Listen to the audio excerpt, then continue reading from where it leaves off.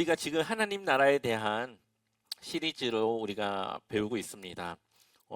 한 가지 제가 먼저 말씀드리는 것은 어, 이 내용은 물론 저의 생각과 저의 그러한 지식이 들어갔지만 이 뼈대는 제가 아는 그 목사님의 그 설교를 허락을 받고 우리 교회에서 이렇게 설교할 것을 미리 말씀드리고 이렇게 하는 것으로 하고 있습니다.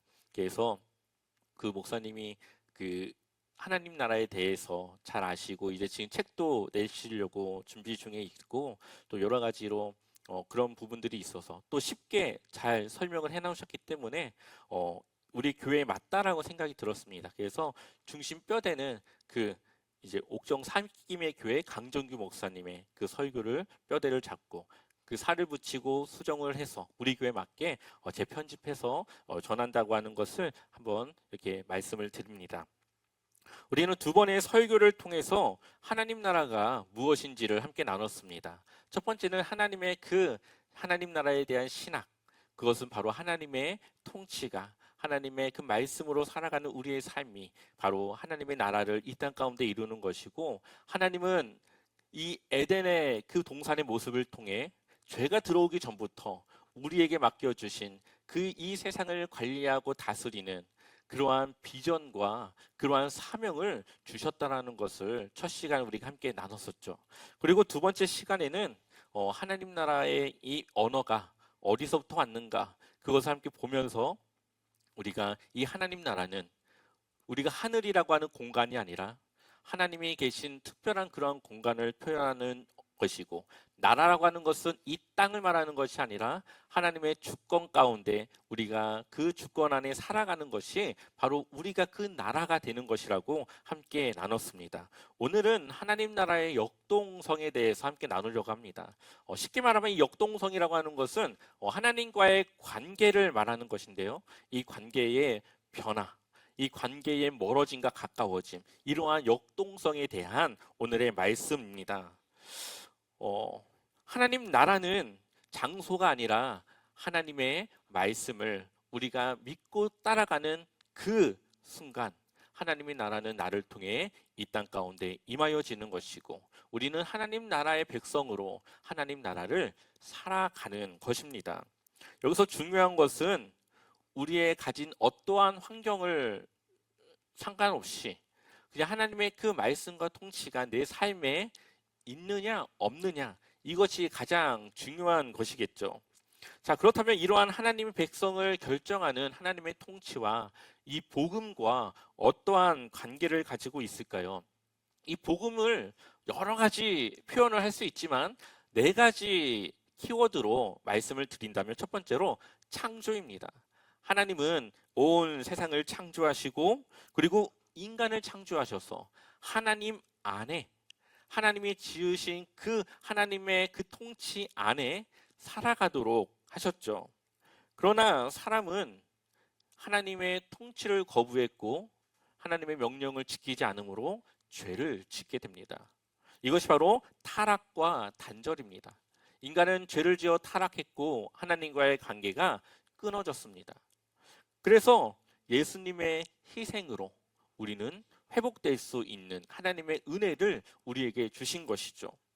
그래서 하나님은 자신을 떠나 생명을 잃어버린 우리에게 예수 그리스도의 그 십자가의 사건을 통해 우리의 모든 이 타락된 죄를 용서하시고 없애주시고 하나님과의 끊겼던 그 관계를 회복하여 주십니다. 그리고 이것을 믿는 누구에게나 예수 그리스도를 영접하며 그 영접한 예수 그리스도의 말씀을 따라 주님과 동행하는 삶을 살아가는 모든 이들에게 하나님의 자녀가 될 수 있도록 하나님의 그 관계가 끊어지지 않는 그러한 은혜를 우리에게 허락하여 주셨다는 거죠. 근데 이러한 복음이 우리에게는 쉽습니다. 우리는 경험했고 이해했고 그것을 늘 들어왔기 때문에 쉽지만, 이것을 다른 사람에게 전할 때는 머리에 개념은 있지만 이것을 전하는 것은 쉽지가 않죠. 우리에게 주신 이 은혜를 그래서 성경은 여러 가지 표현을 통해서 이야기를 하고 있습니다. 좀 더 이 복음에 대한 이 구원에 대한 이야기를 쉽게 설명해 놓은 거죠. 여러 가지 표현이 있지만 그 중에 몇 가지를 보면 첫 번째로는 하나님의 자녀가 되었다라는 겁니다. 요한복음 1장 12절 말씀 우리 한번 같이 읽어볼까요? 함께 읽겠습니다.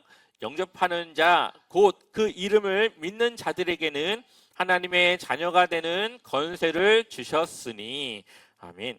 하나님의 자녀가 되었다라는 것은 구원을 받았다, 거듭났다, 그 안에 영생이 있다, 하나님의 제자의 예수님의 제자의 삶을 살아갈 수 있다, 그 안에 성령이 존재하고 있다, 이런 여러 가지 표현으로 말할 수가 있는 것이죠. 그리고 두 번째로 표현하는 것은 입양입니다. 입양. 로마서 8장 15절 말씀 한번 읽어보겠습니다. 너희는 다시 무서워하는 종의 영을 받지 아니하고 양자의 영을 받았으므로 우리가 아빠 아버지라고 부르짖느니라. 아멘. 우리를 입양해서 하나님이 우리의 아버지가 되시고 우리는 이제 그 하나님을 아빠 아버지라고 부를 수 있는 관계가 회복된 것이죠. 또 고린도전서 6장 19절과 20절을 한번 볼까요? 같이 읽어보겠습니다. 너희 몸은 너희가 하나님께로부터 받은 바 너희 가운데 계신 너희는 자신의 것이 아니라 값으로 산 것이 되었으니 그러므로 너희 몸으로 하나님께 영광을 돌리라. 아멘. 하나님이 우리를 어떻게 하셨어요? 값으로, 예수 그리스도의 그 피값으로 우리를 사셨습니다. 이것은 이 고대 이 문화 중에 이 종을, 이 노예를 사는 그러한 문화의 배경을 가지고 이야기하고 있는 것이죠. 그래서 종을 사서 자유케 하고 그 종을 내가 사서 나와 함께 하도록 하는 그러한 문화를 통해 하나님이 정당한 대가를 주고 우리를 사셔서 하나님의 자녀로서 죄에서 자유케 된 삶으로 우리를 회복하여 주신 겁니다. 그래서 세상의 이 죄 가운데 있는 우리를 사셔서 하나님의 자녀로 하나님의 나라의 백성으로 우리를 바꿔주신 거죠. 이것이 바로 하나님과의 관계가 회복되었다는 겁니다. 세 번째 표현은 하나님 나라에 속했다. 그리고 죄사함을 받았다라는 표현으로 하고 있습니다. 골로새서 1장 13절을 먼저 우리 읽어보겠습니다. 함께 읽겠습니다. 그가 우리를 흑암의 권세에서 건져내사 그의 사랑의 아들의 나라로 옮기셨으니 아멘. 누구의 나라요?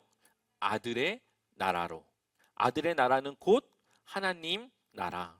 예수님 자신이 곧 하나님 나라가 되심을 말하고 있습니다. 그리고 우리는 그 나라로 옮겨진 그 나라에 속한 존재가 되었다. 이것이 바로 뭡니까? 구원이라는 거죠.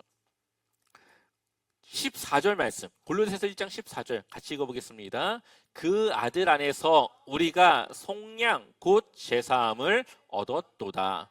누구 안에서요? 그의 아들 안에서, 예수 그리스도 안에서 속량 곧 죄사함을 얻었다. 예수님께서 정당한 대가를 통한 우리의 죄를 다 없애주셨다고 말하고 있습니다. 바로 복음은 이러한 다양한 표현을 통해서 우리에게 구원이 무엇인가를 전해주고 있습니다. 결국은 여기서 말하는 구원은 우리가 어딘가로 가는 구원이 아니라 무엇의 회복입니까? 하나님과의 관계의 회복을 말하는 것이죠. 죄로 인해 끊겼던, 단절되었던 하나님과 우리의 그 관계를 예수 그리스도께서 다리가 되어주셔서 이어주셨고, 우리가 그 예수 그리스도를 통해 하나님의 자녀가 되고 하나님은 우리의 아버지가 되시는 겁니다. 하나님이 우리의 아버지가 되신다는 것은 우리의 삶을 어떻게 한다는 겁니까? 책임지는 거죠.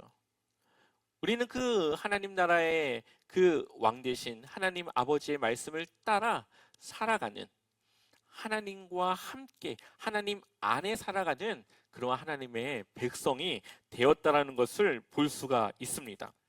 근데 여기서 우리가 한 번 더 고민해야 될 것은 우리가 마지막에 보았던 골로새서의 말씀을 보게 되면 하나님 나라에 속했다, 그리고 죄 사함을 받았다, 이것이 과거 시제로 되어져 있습니다. 이미 끝난 사건으로 이야기하고 있는 거죠. 하나님은 이미 우리를 하나님의 나라의 백성으로 살아갈 수 있도록 하셨고, 이미 끝난 사건이고, 우리의 죄를 이미 다 용서해 주시고 해결해 주셨습니다. 이미 그것은 끝난 사건이라는 거죠. 그러나 그것을 믿는 그리스도인들에게만 그것이 주어지는 것이고, 그리고 그러한 믿음을 통해 구원받은 우리는 하나님 나라의 삶을 시작하는 겁니다. 그래서 우리에게 지금 하나님 나라의 삶은 시작된 것이죠. 그러나 아직 하나님의 나라가 온전히 이 땅에 세워지지 않았기 때문에 우리는 아직 이루어지지 않은 하나님의 나라를 기다리며 살아가고 있는 겁니다. 그래서 우리가 하나님 나라가 되어서 그 하나님의 통치 가운데 살아간다고 하지만 아직 그것이 온전하지 않기 때문에 우리에게는 어려움이 있을 수 있고 힘든 일이 있을 수가 있습니다. 그런데 거기에서 우리가 하나님과의 관계를 끊지 않고 하나님을 믿음으로 살아가면 이 땅에 하나님의 나라가 세워질 때 우리는 하나님과 함께하는 그러한 구원의 귀한 그 삶을 이어갈 수 있는 것이죠. 하나님 나라는 예수 그리스도를 통해 이 땅에 시작되었습니다. 그리고 다시 예수님이 이 땅 가운데 오실 때 하나님 나라는 완성됩니다. 예수님이 오신 순간 하나님 나라는 이미 시작됐고, 이제 곧 오실 예수님을 통해 하나님 나라는 완전해지는 거죠. 그리고 우리는 어디에 살고 있어요? 그 사이에서 우리는 하나님과의 관계를 어떻게든 지켜나가기 위한 그러한 삶으로 우리는 살아가고 있는 겁니다. 근데 이것을 성경을 보면 바리새인들은 깨닫지 못했습니다. 이 바리새인들이 생각하는 그러한 하나님의 나라는 우리가 예전에 생각했던 어딘가로 가는, 어딘가의 공간에 있는 그러한 하나님의 나라로 생각했다라는 거죠. 그래서 이들은 그 나라를 볼 수 있다라고 생각했습니다. 그러나 예수님은 그 나라는 볼 수 없다고 이야기를 하죠. 우리 한번 누가복음 17장 20절 말씀 우리 같이 읽어보겠습니다. 바리새인들이 하나님의 나라가 어느 때에 임하나이까 묻거늘 예수께서 대답하여 이르시되 하나님의 나라는 볼 수 있게 임하는 것이 아니요. 아멘. 하나님 나라는 우리가 눈으로 볼 수 있는 것이 아니라고 말하고 있죠. 그렇다면 어떻게 할까요? 21절 우리 같이 또 읽어보겠습니다. 또 여기 있다 저기 있다고도 못하리니 하나님의 나라는 너희 안에 있느니라. 아멘. 어디 있다고요? 너희 안에. 근데 지금 예수님이 너희라고 하는 사람은 누굽니까? 바리새인이죠. 그럼 바리새인들 안에 하나님의 나라가 있다는 것일까요? 이들은 예수님을 믿지도 않고 이들은 하나님의 말씀에 그 통치 안에 살아가는 자들도 아닌데 어떻게 그들 안에 하나님의 나라가 있겠습니까? 이것을 좀 더 정확하게 번역하기 위해서는 너희 안에라기보다는 너희 사이라고 번역을 해야 됩니다. 여기서는 엔토스라고 하는 헬라어 단어를 통해 이 아내라고 하는 뜻을 표현하고 있는데요. 이 엔토스라고 하는 헬라어는 너희 아내라고 하는 의미도 있고 너희 사이라고 하는 의미도 있습니다. 근데 대부분의 성경은 아내라고 하는 그러한 번역을 했지만 조금 더 이 상황 가운데 정확한 번역은 너희 사이라고 볼 수가 있죠. 그렇다면 예수님이 여기 있고 예수님을 둘러싼 바리새인들이 있습니다. 그럼 바리새인들 사이에 누가 있습니까? 예수님이 있죠. 그러면 하나님의 나라는 결국 예수님 자신이 하나님의 나라라는 겁니다. 그리고 예수님을 믿는 우리, 예수님의 말씀을 따라 살아가는 우리는 그 하나님 나라를 살아가는 그 통치를 받으며 살아가고 있다는 것이죠. 근데 우리가 이러한 개념에 대해서 사실 모르지 않습니다. 그동안 우리가 이 찬양을 통해서 여러 번 고백했지만 우리가 그 찬양의 가사에 귀 기울이지 않았기 때문에 그냥 지나갔습니다. 찬송가 438장을 보면 내 영혼이 은총 입어라고 하는 찬양이 있죠. 여기에 보면 가사가 있는데요. 한번 앞에 가사를 우리 한번 같이 보도록 할까요? 이거는 중간인데. 네. 네. 중간에 이 가사가 주의 얼굴 뵙기 전에 멀리 뵈던 하늘나라 내 마음속에 이뤄지니 날로 날로 가깝도다. 높은 산이 거친 들이 초막이나 궁궐이나 내 주에서 모신 것이 그 어디나 뭐라고요? 하늘나라.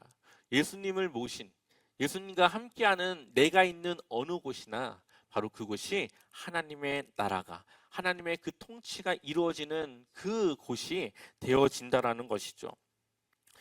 결국은 우리가 하나님 안에 살아갈 때 우리가 그러한 삶으로 어딘가를 갈 때 우리를 통해 그곳에는 하나님의 나라가 세워지는 겁니다.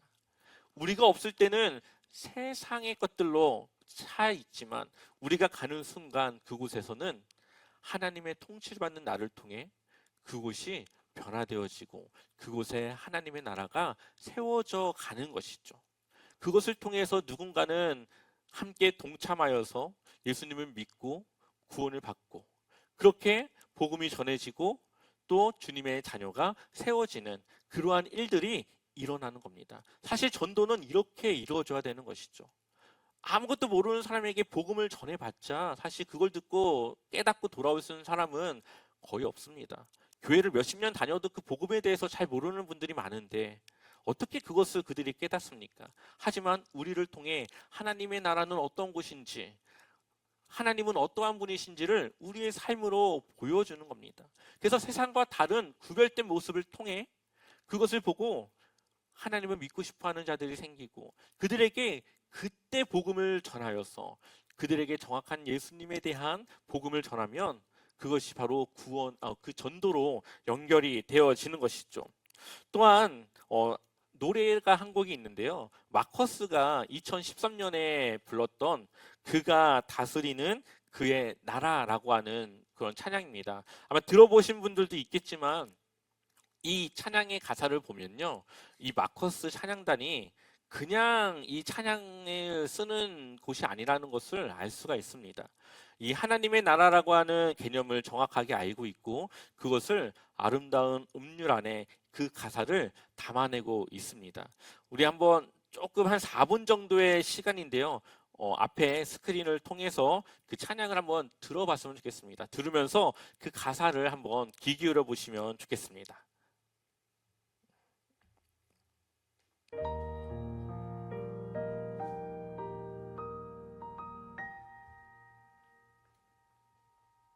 하나님 나라는 어떤 곳일까? 아픔과 슬픔이 없는 나라인가요? 하지만 이곳은 그렇지 않은 걸.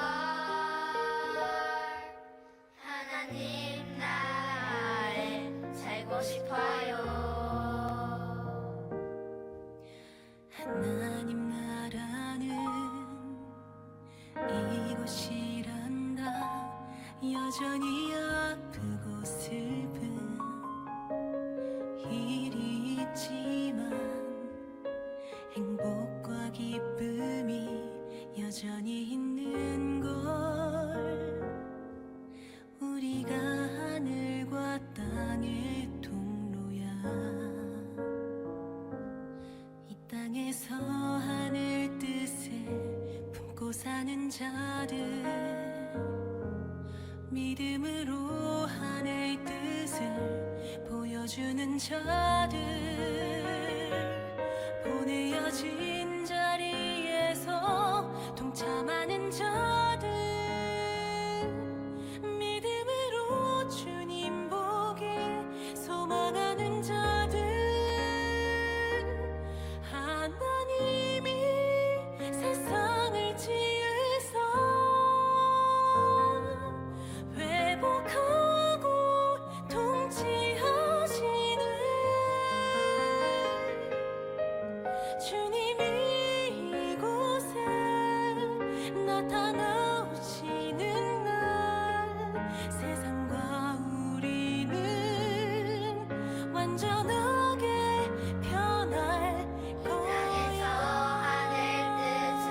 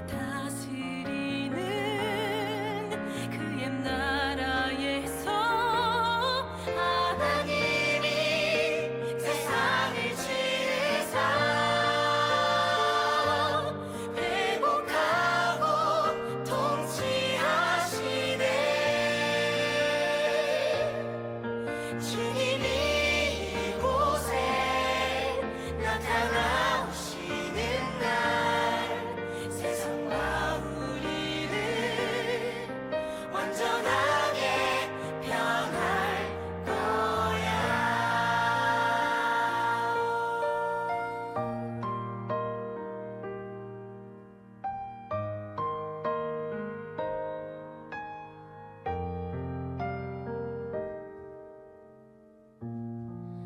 이미 왔으나 아직 오지 않은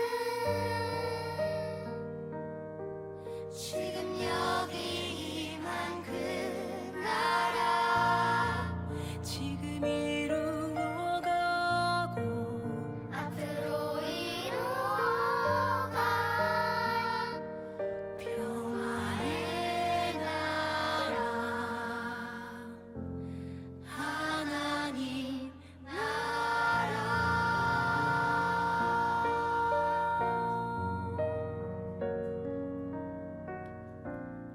네, 가사 잘 보셨나요? 네. 아마 그동안 설교를 듣고 해서 가사를 보시면서 그것에 대한 이해가 있었을 거라고 생각이 듭니다. 여기에 가사를 보게 되면은 하나님 나라가 처음에는 어떤 것인지 아이들이 물어볼 때 하나님 나라는 여전히 아프고 슬픈 일이 있지만 행복과 기쁨이 여전히 있는 하늘과 땅의 통로로서 우리를 하나님 나라로 말하고 있죠. 그래서 여기에 가사를 보면 하나님의 뜻은 하나님의 비전과 계획, 하나님 나라의 완성이 우리를 통해 이 땅 가운데 이루어지는 것임을 말하고 있습니다. 여기 앞에 조명 좀 켜주시겠어요? 네. 그래서 우리가 그러한 나라를 만들어서 다음 세대에게 전해주는 그 신앙과 믿음의 삶을 전해주는 바로 그것이 우리가 해야 될 사명이라고 말하고 있죠. 그래서 하나님 나라는 이미 예수 그리스도를 통해 이 땅에 왔지만 재림하시는 그날까지 아직 이루어지지 않은, 그러나 우리는 그 나라를 이루어 가야 될 사명을 가진 우리는 믿음과 신앙의 삶을 살아가고 있습니다. 그것이 바로 이 그림 하나에 담겨져 있는데요. 한번 네, 좀 작아서 안 보이지만 밑에 물결은 이 세상의 역사고 위에 물결은 하나님 나라의 시작과 끝을 말하고 있습니다. 예수님께서 처음 오시는 이때 하나님 나라는 시작됐고 우리는 다시 오실 이 온전히 이루어지는 하나님 나라 그 사이에서 우리는 살아가고 있는 것이죠. 어쨌든 하나님 나라라고 하는 것은 공간이 아니라 관계, 하나님과의 관계가 회복되어져서 우리가 하나님의 말씀으로 이 세상을 살아가는 바로 그것이 우리에게 임한 하나님 나라라고 말할 수가 있습니다. 이 관계라고 하는 것은 변하지 않습니다. 만약에 저에게 친구가 있다면 그 친구와 한번 친구가 되면 변하지 않죠. 물론 그 관계가 멀어질 수가 있습니다. 그러나 친구라는 것은 변하지 않습니다. 바로 이것이 하나님 나라의 역동성입니다. 우리가 하나님을 믿고 예수님을 믿고 우리가 구원받았습니다. 우리는 그것을 가지고 살아갑니다.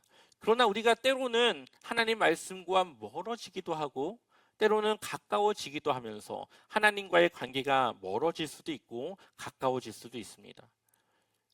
그러나 관계는 끊어진 건 아니죠. 그런데 점점 이 멀어지다가 이제 이 사람이 나 이제 그냥 내 마음대로 살래, 하나님 그냥 무시하고 살래 하는 순간 하나님과의 관계는 끊어지는 겁니다. 하나님은 그 관계를 유지하려고 애쓰고 늘 신실하게 일하시지만 그것을 모르는, 또한 그러한 삶을 이제는 포기하는 누군가에게는 구원을 온전히 이루지 못한 하나님과의 단절된 관계로 다시 돌아가는 것이죠. 결국은 이러한 관계는 끊어지지 않지만 우리가 그것을 놓는 순간에 끊어질 수 있음을 말하고 있습니다. 조금 이것을 쉽게 설명을 해보면은 저희 집에 고양이가 있죠. 고양이들이 벌어졌는데 우리가 그 고양이를 입양해 분양해서 데려왔습니다. 이제는 그 고양이들과 우리는 주인과 반려묘의 관계를 가지게 되죠. 주인은 고양이를 이제 책임져야 될 의무가 있고, 고양이는 이제는 그 집의 소속으로 살아가야 됩니다. 이러한 관계가 이제 형성이 되어졌고, 이제 주인은 주인의 역할을 합니다. 아프면 병원도 데려다주고 밥도 챙겨주고 씻겨주고 여러 가지 할 수 없는 것들을 다 돌봐주죠. 근데 주인이 그 고양이들에게 원하는 건 뭘까요? 그냥 잘 지내고 그냥 집안에서 같이 살아가는 거죠. 하나님이 우리에게 원하는 건 뭘까요? 그냥 하나님의 말씀을 잘 따라 하나님과 함께 살아가는 겁니다. 그런데 만약에 이 고양이가 집 문을 열었는데 그 순간에 후다닥 하고 집을 나갔습니다. 그리고 돌아오지 않아요. 여전히 주인과 반려묘의 관계지만 고양이가 나가서 돌아오지 않았고, 결국은 어쩔 수 없이 관계는 끊어지게 됩니다. 우리가 하나님의 말씀을 놓고 살아가기 시작하면 하나님은 여러 사람들을 통해서 그 사람의 마음을 돌려 다시 하나님의 자녀가 되길 원하시고 그 노력을 하시겠지만, 그것을 무시하고 살아가는 순간 하나님과의 관계는 단절되고 그에게 주어졌던 그 하나님의 귀한 자녀로서의 그 삶이 끊어지고 구원을 온전히 이루지 못하고 그냥 끝나버리게 되어지는 것이죠. 결국 하나님의 통치를 거부하는 순간 우리는 구원을 잃어버리게 되는 겁니다. 이것을 로마서 8장에서 우리에게 말하고 있습니다. 로마서 8장 38절을 보게 되면은 내가 확신하노니 사망이나 생명이나 천사들이나 권세자들이나 현재일이나 장래일이나 능력이나, 39절에 높음이나 깊음이나 다른 어떤 피조물이라도 우리를 우리 주 그리스도 예수 안에 있는 하나님의 사랑에서 어떻게 할 수 없다고요? 끊을 수 없다. 근데 여기서 중요한 것은 우리 주 예수 안에 있는, 우리가 하나님의 말씀을 따라 살아가는, 하나님의 통치 안에 살아가는 그때는 누구도 하나님으로부터 우리를 끊거나 우리의 구원을 뺏을 수 없습니다. 그러나 우리가 하나님의 통치를 벗어나 예수 그리스도 안에서 이제 벗어나 살아가는 순간 그 관계는 끊어지게 되는 것이죠.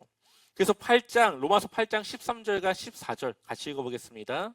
너희가 육신대로 살면 반드시 죽을 것이로되 영으로서 몸의 행실을 죽이면 살리니, 무릇 하나님의 영으로 인도함을 받는 사람은, 아멘. 하나님의 아들이 뭡니까?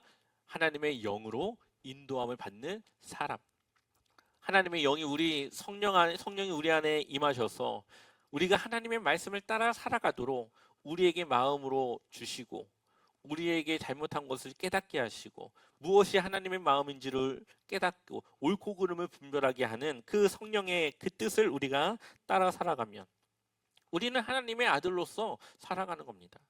성령은 그래서 우리와 함께하는 것이죠. 우리가 하나님의 아들로서 하나님의 말씀에 순종하여 충성스러운 주님의 자녀로 살아갈 수 있도록 우리를 인도해 주시기 위해 우리와 함께하는 겁니다. 그렇기 때문에 우리는 늘 우리에게 주시는 그 성령의 음성에 민감히 반응하고 그것을 거부하지 않고 그것에 순종하려고 노력하고 힘써야 되는 것이죠. 그것이 잘 되지 않겠지만 우리는 그렇게 훈련하며 그렇게 더 나은 하나님의 자녀의 모습으로 살아가는 겁니다. 우리가 하나님을 위해 살아가길 원할 때, 우리가 그것을 놓고 기도할 때 하나님은 우리의 그 기도에 응답해 주십니다. 그래서 누가복음 11장 우리 9절부터 13절까지만 우리 한번 읽고 이제 마치도록 하겠습니다. 같이 읽어보겠습니다. 내가 또 너희에게 이르노니 구하라 그러면 너희에게 주실 것이요, 찾으라 그러면 찾아낼 것이요, 문을 두드리라 그러면 너희에게 열릴 것이니, 구하는 이마다 받을 것이요, 찾는 이는 찾아낼 것이요, 두드리는 이에게는 열릴 것이니라. 너희 중에 아버지 된 자로서 누가 아들이 생선을 달라 하는데 생선 대신에 뱀을 주며 알을 달라 하는데 전갈을 주겠느냐? 너희가 악할지라도 좋은 것을 자식에게 줄 줄 알거든. 하물며 너희 하늘 아버지께서 구하는 자에게 성령을 주시지 않겠느냐 하시니라. 아멘. 구하는 자에게 뭘 주신다고요? 성령을 주신다는 것은 그 안에 구원이 임했다. 이제는 그가 하나님의 자녀가 되었고 하나님의 음성을 따라 살아갈 수 있게 되었다. 그것이 하나님이 우리에게 주시는 가장 최고의 선물이라고 말하고 있습니다. 우리의 삶은 이제 교회에서 머무는 그 삶에 머물지 말아야 됩니다. 교회에 속한 것은 하나님의 통치의 삶보다는 우리가 그렇게 살아갈 수 있게 하기 위해 우리를 채울 수 있고 깨닫는 시간이죠. 우리가 실제로 그 삶을 살아가야 되는 것은 교회를 벗어난 우리의 삶의 모든 영역에서 우리는 그렇게 살아가야 됩니다. 그래서 하나님은 모든 사람에게 구원의 기회를 주셨지만 결국은 그 믿음으로 주님을 영접하는 그 사람들에게만 하나님의 나라가 주어지고 그러한 삶을 허락해 주셨다라는 거죠. 결국은 하나님의 나라의 역동성은 하나님과의 관계를 얼마나 더 가깝게 더 단단하게 하느냐의 그러한 메시지입니다. 하나님의 통치를 갈망하지 않고 여전히 내가 주인된 삶을 살겠다는 사람을 하나님이 도우실 수 없습니다. 하나님의 나라를 구하며 하나님의 뜻을 늘 따르며 순종하는 자들에게 하나님이 함께 하시는 거죠. 그러니 오늘 이 시간 하나님을 내 마음속에 왕으로 모시길 소망합니다. 또한 그렇게 살아갈 것을 다시 한번 결단하며 기도하길 소망합니다. 그래서 여러분들의 삶을 통해 또 다른 이들에게 하나님의 나라를, 하나님의 그 존재를 전하고 알리고 보여주는 하나님의 귀한 그러한 자녀의 삶을 살아가길 축원합니다.